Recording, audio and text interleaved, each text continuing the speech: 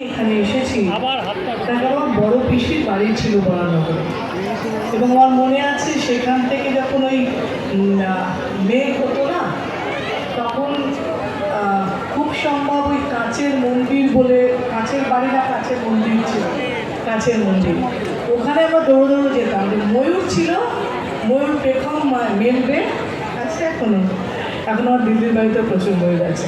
তো তখন আমাদের কাছে ময়ূর পেখম মেলার জন্যে মেঘলা হলেই দৌড়তাম। তো সেই জন্যে বরানগরের অনেকটা জায়গা আমার চেনা এবং অনেকটা জায়গার সঙ্গে আমি খুব পরিচিত।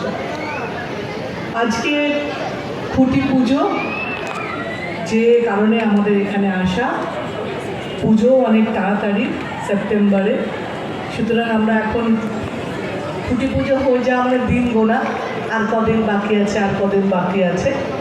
আমাদের ছেলে মেয়েদের গোনা অন্য কারণে, আনন্দের জন্যে, আমাদের গোনা অন্য কারণে, পুজো আসছে বলে, মা আসছেন বলে।